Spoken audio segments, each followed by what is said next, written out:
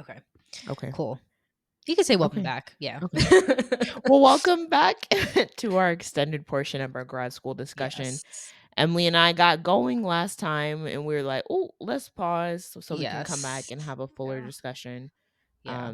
Like our of this. slightly unexpected, but also I feel like we maybe had a feeling it was gonna be a longer, a heftier topic than one episode. Yeah. For sure. Especially oh sorry, continue. Nope, go ahead. I was gonna say, especially because we're talking about something, at least the second half of what we were talking about, Kalen kind of pointed out that, it's a topic around like finances and also a topic about post grad plans. And so these are not topics that we wanted to rush through at the very end. We definitely wanted to have No, a more robust convo about it. for sure, for sure. And I think because you are still in grad school, Mm. um, and not like that, but you know what I'm saying? Dramatic. Like, No, it because, is like, though. that's your everyday, like, you're still Yeah. in grad school, like, I recently like, it's very recent, so I feel like we also had a lot to say Hmm. in the beginning, and we hope that you found that helpful, but are excited to kinda dive in today and talk about funding and post-grad life. Yeah. Um, did you wanna kick us off, Miss PhD? What does funding look like for a PhD student? What is that process? Yeah, that's actually a really good question, and one that I think more people maybe find out during the application process, but it's something that I wish people made a little bit more clear when you're doing the initial search part, because as we'll Mm. kind of get to later in talking about what people tend to do with their PhDs, a PhD is not necessarily something like a degree that I would recommend sinking your own money into if you don't have to. And what I mean by that basically is that up front, you really want to know if your PhD program is fully funded. And fully funded can mean different things depending on the program. What it means for my program is that our tuition is taken care of. Like you're not paying anything. You go to your classes. You don't get anything on your bill. So it's not like you're having to pay for the course and then like get that Mhm. money reimbursed. And so that covers, at least the funding covers the classes. It also covers the living stipend, which is usually not a ton of money, especially if you're living in a major city. But for transparency purposes, I guess my stipend, my annual stipend that is over the course of 9 months out of the year, is $21,000. Mm. So each month, that's like around $2,000 a month. So it covers um, it covers the tuition, the living stipend, and then what's also covered under my funding is health insurance through the university. And again, that's not money that's coming out of your stipend where you're opting into it and having to have that money kind of taken out like it is with how it works with when you're employed, but Mm. the university just pays for it. And so you want to know, is the program fully funded? And if it is, how long is the guaranteed funding? So for us, we have guaranteed 4 years, or guaranteed 4 years of funding. But beyond that, you are likely going to be having to apply for external fellowships or be working or have some sort of, other income. But the general cost of the program really decreases after you're done with coursework, because in your third, fourth, fifth, however many years, once you've passed your comprehensive exams, you're not taking classes. So it's slightly different when you're in your fifth year and needing funding, um, and trying to find it elsewhere. So usually at that point, people probably like have jobs, most likely. So that's like one of the biggest pieces, at least, that I think people need to be aware of going into PhD applications. Is this program fully Mm. funded? And if yes, what does that even mean? What does it look like? Because honestly, what you can do with a PhD, like it's if you have money and you like want to, then who am I to say don't spend your money on a PhD degree, like a PhD program? But unless you absolutely need a PhD, you need a PhD to do what you want to do, and maybe you didn't get into a fully funded program or you're partially funded, whatever that may be, I just encourage people to think very carefully before going taking out loans, going into debt, specifically for a PhD, just because it most likely you probably won't need it. And I don't know that if you're looking at it from a purely economic standpoint, it's probably not a good investment of your money, depending on what you're going into. Mm. So I know some people though who are having to pay out of pocket, or they apply to fellowships and that's how they kind of pay for things. So it's not impossible if you don't get into a fully funded program. So I definitely don't want to sit here and make it sound like fully funded or don't go at all. Mhm. But just try to be that's how I'm funding my program. And I think that that's an important decision that you make early on, to think about you know whether or not it's really something that you want to do. So that's a very long-winded answer, but an important a very important piece to this grad school discussion. But yeah, so with all that said, at least I'm curious how you are funded, or you funded your master's program. What were the kind of like options that you were presented with by the universities? What were you thinking about? Any kind of strategic, planning around how to get that degree for as little as possible?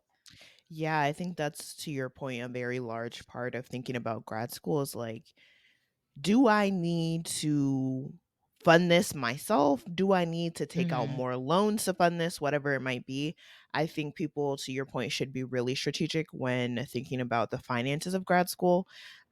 So again, I went during the pandemic, so I was privileged enough to like not really have to think about rent because I was living at home. Mhm. However, I will say before I did decide to attend U of M, I was factoring in like the cost of rent potentially in Boston, Yeah. Mhm. versus like I included that in my calculations, Mhm. because BC had actually, so for me it came down between BC and U of M, and BC Mhm. had actually like given me a pretty good package.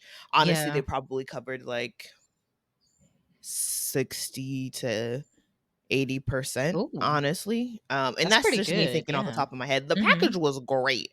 I will not Yeah. lie. Probably closer to 60%. Okay. But once I factored in like rent, transportation, etc., Mhm. it honestly just made sense to do U of M. Okay. I also applied, I think I said last episode, to a program called the New Leaders in African Centered Social Work program at U of M, which came with a scholarship. And Okay. then I think because my parents still lived there, I Oh, could get resident. in-state Yeah. tuition, Okay. yes, which made it cheaper. Mm. I believe there was, like, some other, like, scholarship that came, and when I'm talking about this scholarship, it might have been $500 a semester, Right.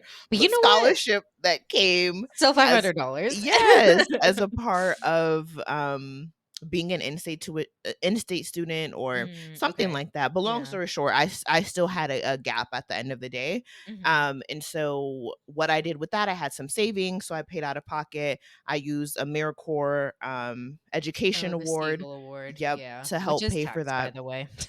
Yes, and then I did take out, some student loans, Mhm. to pay for the rest of that gap, Okay. and I did have loans from undergrad, so I definitely was mindful when even, again, thinking about BC versus U of M, I was Right. mindful of, like, choosing a program that would cover most of my, costs or that I had the money Mhm. on hand to cover, and I did end up taking out less than 30,000, definitely less than 30,000.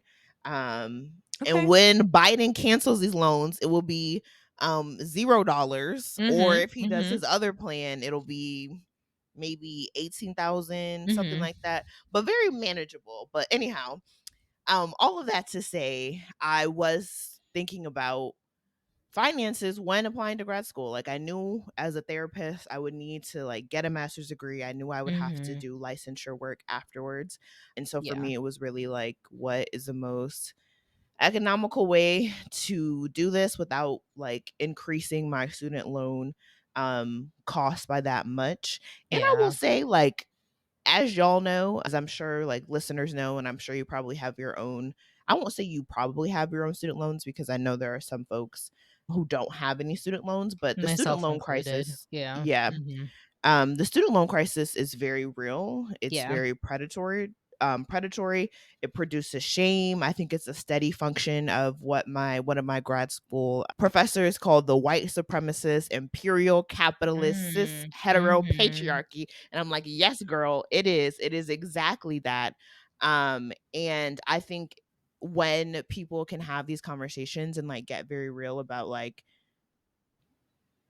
the fact that student loans can have a real impact on like how you're able to live your life post grad. Mhm. I think that is definitely a step in the right direction, and again, can reduce the shame, can reduce Mhm. the feelings that are associated with that, because you are not your student debt, you are not your other debt either. Like, you deserve to have a life that you are comfortable living. You deserve to have a life where you don't feel like constantly weighed down by Mhm. finances. And I know that sometimes, y'all, it can get heavy. Like, I know sometimes you're like, oh, how am I about to make these numbers work? Like, how am I about Mhm. to get a job? Especially as I think I was saying last episode, like, I made more before I got my second degree.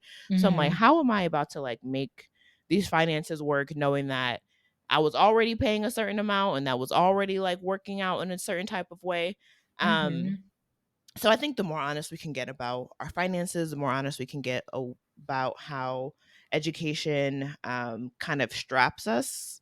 I think that is all Mhm. the better, and to know that you're not alone in this student loan crisis. Like, we are real people, we are navigating real life, and that's all I really have to say about that. I don't really know where I was going, but No, but no, no, yeah. no, it's an important piece too, and I think that given this honestly was a topic that, to your point, I felt was a little not taboo necessarily, but it was, like, a little uncomfortable, uh, Mhm.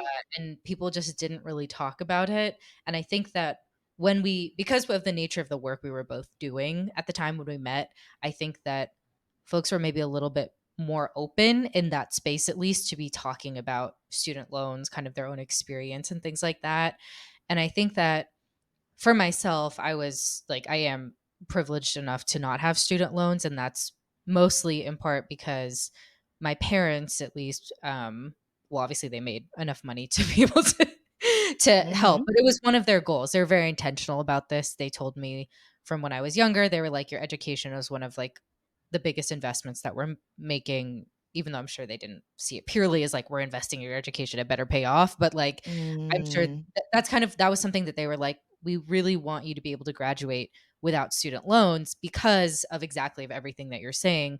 They're like, we know that that does significantly change your life after once you're out of school, and like what kind of life you can live, where you can live, what you can be doing. And so for them, they were like, we want to make sure that you don't have any loans from undergrad. And then after that, they were like, Mhm. "Yeah, so we're not helping you with any other degrees you decide to Mhm. pursue."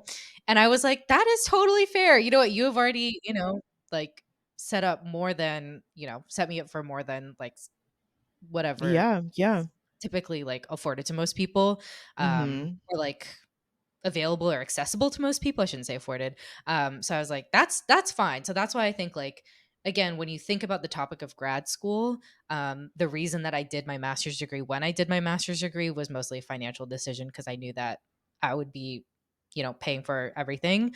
Um, and then same with PhD. It's like, I was like, do I want to go into debt for have like student loans for the first time for a degree like this, because of one of the programs that I went to or that I got into wasn't funded. So that those Mhm. are decisions, and it doesn't mean that you have to, again, everyone can kind of like construct this the way that works best for them and like makes sense for their lives. But again, I would definitely say if you don't have student loans, I don't know that a PhD is like the time to start taking out student loans. Mhm. Um, I might feel a little bit differently about like law school or going to med school, depending on like what you're wanting to do with You your know law you about to degree. have But loans if you go into law school or medical yeah, school. Like, very yeah, rarely are you about to come out of either one of those programs without loans. and that's the thing too, is that I think a lot of times there is definitely a gap in funding for master's degrees from my perspective, at least. Like, I feel like Mhm. it's very rare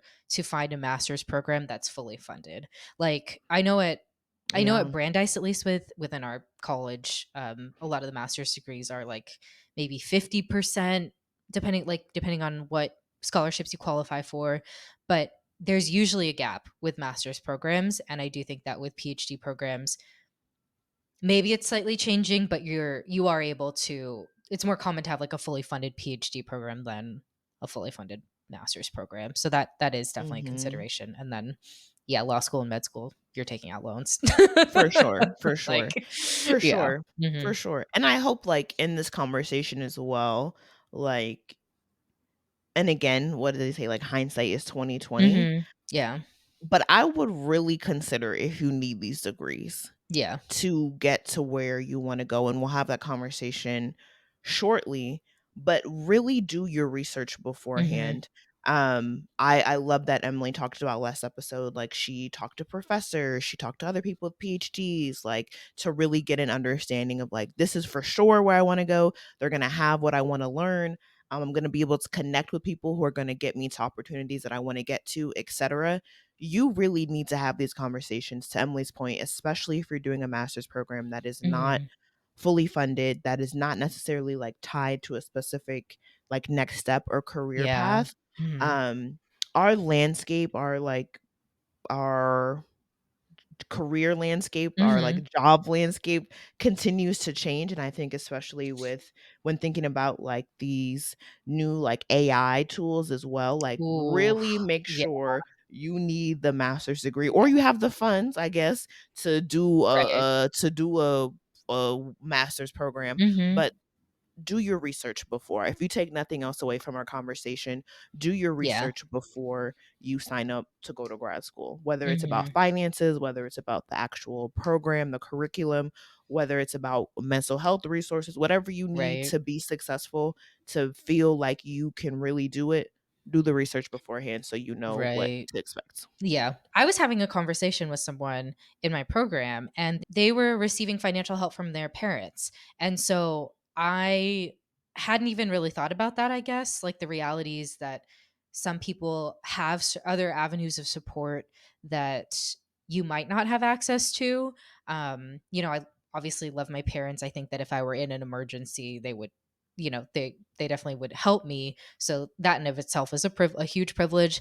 But they're not giving me $1,000 a month to help with bills, and so I think like those are conversations that I didn't even, I guess I just didn't realize some of those hidden pieces that often come with Mhm. this. And so when you question like why is this person able to do a degree like this, think about those types of things too, that might be For happening sure. like behind the scenes. But yeah, you're probably like, I know I definitely like work outside of my program because of Mhm. one, because I want to, which kind of will lead into our next subject, but one, because I didn't want to have a quote unquote gap on my resume when I am trying to find a job post PhD, but also because of financial necessity. Living in Boston is $21,000. I know that some people are able to make it work, but it is very hard to live off of that in a city like Boston. Um, Mhm. and again, coming from someone who does not have student loan payments to make either. So if that's also a factor, then again, really wanting to be thinking about all of those pieces before committing to, you know, even a fully funded PhD program. Exactly. So, Yeah. Yeah. yeah, I don't know. But I would like to know, and I think that, because you have talked about how you knew that, you wanted to be a therapist, and that required you getting a degree. Yeah. But can you tell us a little bit more about exactly what you want to be doing like now, basically, now that you've graduated? Yeah, I think that's such a great point that throughout your program, the MSW program, you're just learning so much that you can go in a number of different ways. I would definitely say, though, if you're trying to go the clinical route, like, please make sure you get some clinical internship experience before Yeah. you graduate. And I was lucky enough to start off my program doing more like macro social work. So Mhm. I was working with a senator in Michigan. And then halfway through my program, I was like, oh, I'm gonna I need don't some know. clinical experience. Mhm. So I had a clinical internship, um, excuse me, as well. And on that note, before I answer your question, I would say make your programs what you need them to be. Mhm. These programs come ready made, they come standardized. But if you know you want both, in my case, a clinical experience and a macro experience, you can make that happen. If you know Okay. that you Yeah. want to intern at a certain place, you can potentially make that happen. Like you, especially in grad school, you are the owner of your education and of your learning experience. So I Mm. would definitely say advocate for yourself to get the opportunities that you wanted. But I think in me doing that, it set me up for graduation. I was like, you know what? I really don't know what I want to do. Mhm. There are so many things that are happening. So, right out of graduation, I was doing some educational consulting, very similar to the work that we did when we first met. Mhm. But the company downsized a couple of months in, and I then effectively was laid off and looking for another opportunity. And that's when my current job came. Mm. So I'm doing people operations and human resources work, which really lets me use some of the skills from my MSW, get to engage with my team members, get to think about how to create a company culture that folks want to be a part of, that's inclusive, etc. And more recently, actually, have had an opportunity presented to do some more clinical work, which I'm interested in. Like you need to get licensed to be like a fully independent social worker, and so that process takes about 2 years. Mhm. And so for me, I'm at a point in my career where I'm a little bit earlier on in the people operations, human resources world where I think it Mhm. makes sense to take a step back, Mm. go do my clinical like work, get that Yeah. out of the way for the next 2 years, and then like decide kind of how I want to navigate my career. Cause y'all know I'm not trying to work. Y'all know capitalism has me down. So I really just want to find a way that I can one day work for myself, like, or work Mhm. with Emily or work with friends, have your own company where you are your own boss, where you can set Mhm. your own hours, where you can set your own culture and your own Yeah. standards. So right now I'm just in like a resource learning stage, I would say, of my career, which is honestly a really interesting place to be in after grad school because you Mhm. think like, oh, I did undergrad, I did grad school, and like I should be ready to go. Mm. But I think the truth of grad programs is they can prepare you for a little bit, right, of what you're going to experience Mhm. after life in academia. But girl, after that you got to figure it out on yourself. It's trial and error. And I'm Yeah. really just here trying to collect information from people who've been in the game Yeah. for a little bit longer. But that's really the long and short of it. And I'm wondering for you, Emily, like thinking about life after your PhD, what are you thinking about doing with this degree? Yeah. See, that's a very good question. Actually, I have a follow-up question though to ask you really quickly Mhm. first. Yeah, And so it's interesting to hear your and kind of hear it, and also, as we are friends obviously outside of this podcast, to kind of uh friends.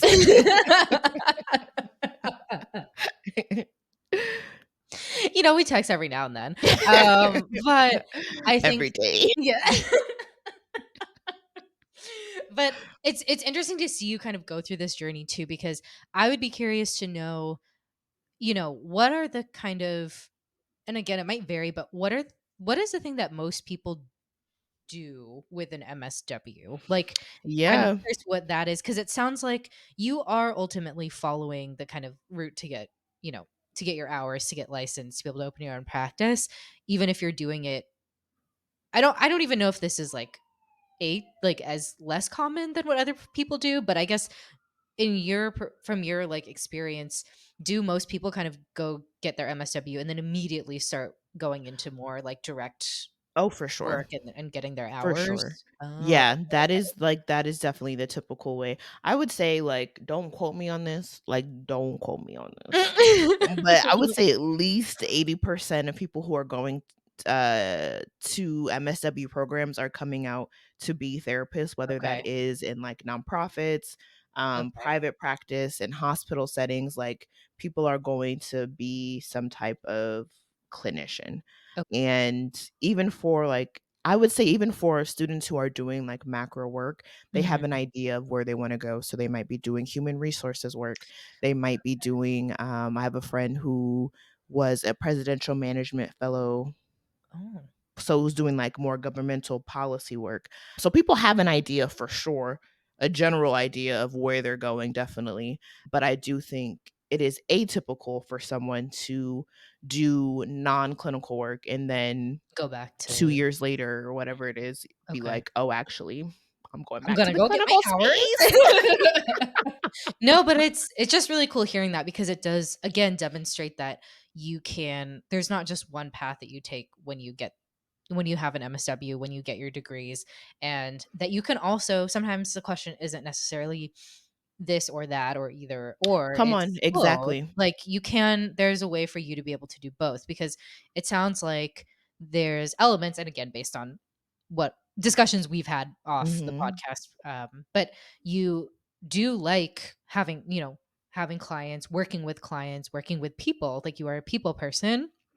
And there's also a part of you that likes the non kind of Oh, client for facing sure, work too, like being for able sure. to foster, as you were talking about, and probably a lot of what you're doing in your current role as like thinking about the culture of an organization. How can you take care of the people within the organization and, address kind of engage in work that way too. So I don't know, it's just it's cool to hear that. And I know I've told you, but I'm just proud of you for knowing that you want to, you want to get your hours, you want to get licensed. And so like you're gonna do it. And it's fine that it's fine that it's 2 years. It doesn't really matter. Like you were following what makes sense for you and what you want to be doing. So Hmm. yeah. I Mm. love that, I love that. No, and I appreciate that, and again, I will pub. Y'all need people in your corner who are like, "I see what you're doing. You know what? You're doing okay. You're Mhm. doing more than okay. You're doing Yeah. great." Mhm. So I definitely appreciate you and your encouragement as well because as we both have mentioned, we're both doing things that are not necessarily like people before us and our Mhm. families at least like have carved them out in the ways that we're Wow. hoping to do them. So I'm proud of you as well. And Thank on that you. note of like, yes, creating things that you might not have seen before, what are Mhm. you creating with your career path? Yeah, this is a really big question. And I think that a lot of times people, again, they love these dichotomies. They're like, are you Come going on. academic or non academic? And like that is always, it seems that's like one of the biggest questions that people ask when they're like, what do you want to do with your PhD? When I Mm, was applying to programs in my statement of purpose, I said that I am applying to PhD programs because I want to be a professor. Like I think that's pretty I much what I didn't said know for that. Oh exam. my Yeah. gosh. And so I don't want to say that was completely dishonest. I think that I was definitely over enthusiastic without understanding exactly what being a professor entails or just like the general Mm, landscape of like, academic jobs right now and probably the future, honestly. But the reason I say this is because I, for a long time, was like, I don't want a tenure track job. And I still don't see tenure. I'm not like tenure track or bust. Like that's not something mm, that that's not a mindset that I currently have. But I think I used to be very. I was like, okay, well, obviously, like if I don't want a tenure track job, then I'm not going to be in an academic field, and I'm going to work in an industry job. And so mm, what I've realized as I've gone through the program is, and some of my previous experience working with youth and working with in schools has taught me this. I actually really do like teaching. I like teaching. I like being in a school setting and in classrooms and working with, again, you like working with clients. mm. I also really like and kind of miss at this point like the more people facing part Yeah, of this. And same. so I'm definitely like I do, I actually do like teaching, and there's lots of positions now within academia where you can teach or work at a university, teach one class, whatever. Um and you're not necessarily on like a tenured track. And I know that that might be, I don't know if controversial is the right word. Some people might say like, oh well, that's a really unstable position, it doesn't pay as much, you'll be overworked, and that's not necessarily untrue, right? But I think Mm, that what I want to do or what I see for myself is actually doing a combination of those two things. So I would love to teach like a class or maybe two classes in like during one semester. But then I also really want to remain grounded in a lot of the kind of more community policy, like on the ground work, because I think that it's, if you're only talking about topics or subjects from the perspective of a researcher or within like the ivory tower, I think it's really easy to lose that perspective. And I also think that, again, given my own like interests and kind of the way that I see the world, I don't, when people say like, "Oh, I just am getting a PhD because like knowledge for knowledge's Oh sake," my. Oh my. and I'm like, that's Oh my. I'm like, everybody has their own reasons for getting, but I'm like, that is, I don't understand. For me, it's like knowledge and understanding and being able to do research and answer questions is helpful in and of itself, but it's also a tool. It's ultimately a tool. And so for me, Mm, it's how can this new information uh help us make, this sounds so corny, but make the world a better place, which is why like I'm yeah. interested in policy. But it's like how can this research actually contribute to a better well-being for people, especially like marginalized, racialized communities in the United States? For me, it doesn't make sense to just do research for the sake of doing research. And I know that, again, I don't say that to invalidate anyone's experiences or like research interests, because that happens a lot, especially around like identity work oftentimes. Yep, And so for I don't, sure. when I make that statement, that's not what I mean. Like to me, that there is a purpose behind that work and like there is a good reason for it. So it's more so just like it's yeah, when I say that, it's not in reference to that. um Mm, but that's, I've kind of embraced it a little bit more um as I've gone through the program too, because I started doing some kind of contracting consulting work on the side, trying to supplement my stipend income. And that mhm. actually, I know we've had conversations about this. I think before I was very apprehensive about that because it was very different Yeah. from what I had imagined for myself, which was like, go work at this company, work your Yep, way up yep. this ladder. And I still think that I want that security. Like, well, I say security, but because of the way that healthcare and retirement is Ooh, tied to ooh. those types of jobs, I like, it's expensive. It's expensive to pay for your own healthcare depending on like what you, Speak on it. yeah, like what plans you need. Um Again, my healthcare is funded, like my school pays for it, but I am paying out of pocket for my dental and vision insurance. And Mm. if I also had to pay for my health insurance, like that's, There goes the stipends. yes, listen, there's no more money. There's really no more money. And so I really, that to me at least, I don't see the current landscape or economic structure like changing the health. Like I don't see universal healthcare being something that happens within my Yeah. lifetime, not to be a Debbie Downer, but I'm trying to be practical. I'm like, if it Yeah. happens, great. But so that's why I see potentially for myself doing work with some sort of nonprofit or organization or company that has a little bit more security and clear pathway, I guess, of how you quote unquote move up in the company. Um, and so I think having that, but also maybe doing some consulting work on the side or engaging in my own research and teaching a class like once a semester, to me that sounds pretty cool. Like that sounds kind of ideal to me. Um, Mhm. and being able to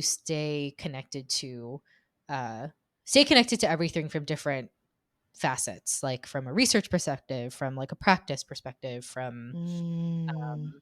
yeah, I don't know. So to me, it's basically every, I don't know if everything is a good way to encapsulate it, but it's lots of different things. And Mhm. something one of my professors mentioned, I'll I guess I'll like conclude my little monologue with this, but something one of my professors told me was that she was like, usually there's usually two types of people when they like enter a PhD program. Again, an overgeneralization, but let's just like go with this for for Mhm. now. And she was like, one person knows, they go into it knowing exactly what they want to do with their degree. Like it's kind of like oh, I need this degree to do what I want to do. So maybe that's, you Mm. want to be working as a PI, or I want to be a tenure track professor. There's the people who go into it saying like, this is what I'm doing and I know that this is what I'm using my degree for. And then Mhm. she was like, then there's other people where she was like, I put myself in this bucket. A PhD opens doors to other possibilities for you. And even if you don't clearly see what those possibilities are, what those options are, they are there and you figure out along the way what they are and what you want to do.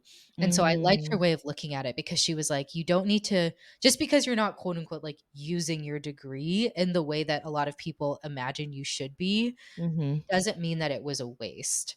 And Come she on, was like, come there's on. a lot of things, and I would actually be curious to hear you talk about this as well, because I know we've talked about this a lot, but she was like, just keep that in mind. Like you're doing this to open doors for yourself because, and she's right, there's a lot of opportunities and possibilities that I now see for myself, like doing contracting or consulting work that I didn't really see for myself pre doing this. And so she was like, if that's all that comes from this, that's more than enough. She's like, it's okay. So I think that knowing that is really important too, because it can be easy to very narrowly define like success, like, oh, I did a PhD program and I was successful in getting a tenure track job. But Mm, success looks different, and you don't, just because you don't have a tenure track job after your PhD doesn't mean it was a waste. It doesn't mean you're a failure. So I don't know. Yeah. mhm. That's just that's how I'm trying to look at it now, and I think it's helped a lot. Yeah, and I think that connects back to our idea our idea of knowing your why and, like, Yeah. knowing that your grad school journey is gonna look different than other folks' journeys because you are not starting them for the same reason, you Mhm. don't have the same end goals, even if you do have the same end goals, like The path does not have to look the same. Yeah. exactly, Mhm. exactly. And again, I will just keep saying it, having people who Yeah. remind you of that, because it Mhm. can be very lonely in grad school when most programs have a singular definition of success and Mhm. yours does look like that, doesn't look like that, your journey does or doesn't look like that. Like, Mhm. have people in your corner who support you in the choices that you make for your own life. Mhm. Yeah. Yeah, for sure. Yeah. Absolutely. Wow. I got very meta. I feel like we're always like we're always out It's always here going and we're there. like here, Yes. like we're speaking Yeah. on so many different levels. But I think that's important in doing this journey called life is like you gotta figure it out. It's not always gonna look like you think it should look like, but like deal with what you have right in front of you and like make choices that are good for you Mhm. Mhm. and be okay with those choices. Yeah. And I guess another thing too that I see, at least in common with both of our experiences, there are some universal things, whether you're doing an MSW, whether you're doing a PhD, there are some universal things that if you get good at, it will help you a lot. And I think that being able to clearly communicate, this sounds very corny, but like No, who you girl. are and like your story and what you care about. And so for me, that also includes like my research, but being able to really communicate that in a very clear and succinct and convincing way will take you very far. That works in job interviews, and like that's like applicable to a lot of different things. Literally. Getting good at doing that. Um, and like also getting good at communicating anything verbally or, writing is also like, again, it sounds very like oversimplified, but if you can present well, those are valuable skills again in any Come on. industry. And so I would encourage, whatever degree you're doing, like focus on, if you can like focus on those things too, getting good at showing your work, like documenting the stuff you're doing, like every little That's a thing good note, Emily. is really important, because sometimes you forget you do things, or you being able to see clearly like what you've been doing, what you're good at, is really helpful again in being able to craft a narrative about who you Mm, are and what you're doing. And then networking, again, I used to and still sometimes do really dislike networking, mhm, but it does, a lot of what happens in most industries unfortunately is very informal through those types of conversations, those types of relationships that you build like with other people.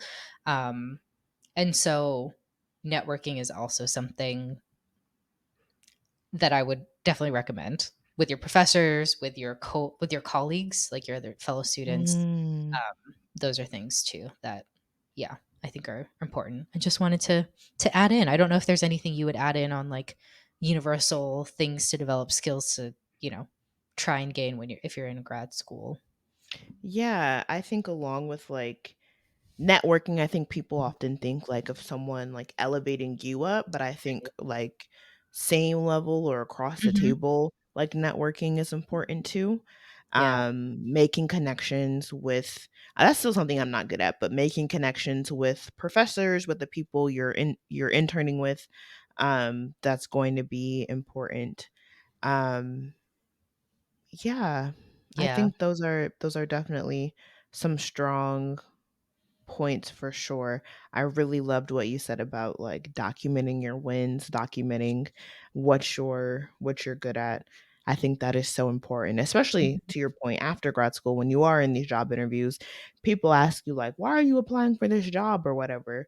To see how your own dots, your personal Mhm. journey connects together, I think is so important and it creates Mhm. a strong narrative and a strong, "Yes, I would hire this candidate. I Right. see how this all fits together." Yeah. Um, yeah, I'm just in awe of really, yeah, of what the positives and the strengths that can come out of grad Mhm. school and that can come out of just really taking the time to craft an educational journey, that works Mhm. for you and that will get you to where you're going.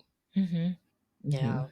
Yes, and as you can see, sometimes I just be talking, I hope the thought catches up with It me, no, and no, that's a it's fine. skill that I learned in grad school with these papers sometimes. I know I'm just writing and I'm like, "I know this has a purpose. I have a thesis. It's all gonna come together." But I think being able to riff as well and, like, being comfortable with Mhm. just, navigating the unknown is also a really big part, Mhm. of grad school that I love, and I have Mhm. to give credit where it's due. Mhm. Yeah, yeah, absolutely. Mhm.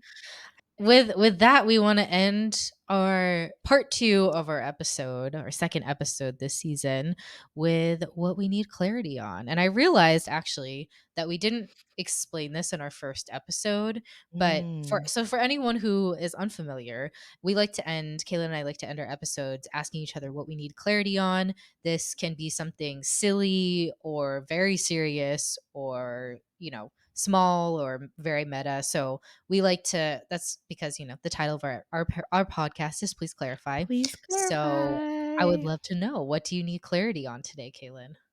Yes, I would like someone to clarify these dating apps. As Okay. someone, yes, who has moved to a new city, is trying to date, like I'm confused what makes a good profile. I really thought I Mm. knew. One of my friends calls me coach because I helped her with her dating profile and now she does have a partner. So Ooh, okay. maybe I'm Maybe just a good coach. yeah. But please clarify what's happening there because I'm confused, Mm, especially if you're a black femme, a queer mhm. black femme, a person who has some type of marginalized identity. Like, please let me know because I'm confused. Specifically, maybe if you're in Chicago, like, did the streets always look like this? But that's what I need clarity on this week. What do you need clarity on, Emily? That is so funny. I would love to have a dating app conversation. For sure. So this actually kind of relates a little bit, but I've been thinking a lot about the topic of desirability. And most Mm, recently, at least, I was watching a video essay by Khadija Mbowe. I think, hopefully, I'm pronouncing her name correctly. Um, mm, but it's called The Catch 22 of Desirability. And she was just kind of going in and talking about like how no one really kind of quote unquote wins with desirability, because if you are desirable, like what does that actually mean if there isn't, and again, I'm kind of, this isn't necessarily her thesis per se, but my questions around it are like thinking about me and my own relationships with desirability, and mm, how oftentimes um as a woman, and like femme presenting, like feminine mhm. presenting person, how desirability is often like told, like we are told that our desirability is like one of our best assets, or like, and sometimes our only asset, honestly. Mm, But then I think about the implications of being desired by somebody, especially if they are. a male. Um, and what does that actually mean? Like, okay, so I'm desired by you, but am I safe? Do you actually Oh, care about oh, me? So oh. I've been thinking a lot about that because so often when we talk about beauty or like a lot of, you know, a lot of different topics, racism, sexism, like Mm, fat phobia. I think that mhm, desirability is woven throughout like all of those topics. And so I'm just wondering, like, I want to know more about. I would love to like have more of conversations around desirability with like my friends, with other people. I'm curious what mm, other people think about this. I guess because mhm. I don't know, especially as I've gotten older. Like my relationship with this has changed. Oof. So I don't know. I recognize it's not a fully formed thought, but I've just been thinking a lot about desirability. And so I guess my question is like, is it, I don't know, not is it an asset, but like, is it all it's cracked up to be? I guess is like what it kind Mm. of goes I down like to, that, yeah. like being desirable. I don't know. But yeah, I would love to know what y'all think. I don't know. Cause Mm. Let us know over on Instagram. Yeah, what do yeah. you think about desirability? Who actually wins? Hmm. Yeah. Mm, If I anyone. love that. If anyone. Because in fact, if we all lose, why are we engaging? Like, Well, anyway, we know we don't need why, to know. because We of know why. the Yes. We do, you know what? We we do do know know why. why. Yes, we Oh do my know gosh, why. I'm Mhm. screaming. I'm screaming. I Yeah. appreciate that, and I appreciate your perspective. It was definitely great to hear. Like, I learned some new stuff about your grad school journey. I'm definitely excited for folks to get this content, excuse me. And if you have any questions, please shout us over on Instagram. We are more than willing to share our thoughts and offer any advice that we can. Or if we forgot to say something or mention something that you think would be important to highlight as well, you can also add that in the comments too. We want it to be a collective space where, yeah, any knowledge that you're bringing as well, we want to hear. So, but yeah, let us know, and with that, We'll see you when we see you. we'll see you when we see you. Bye. Bye.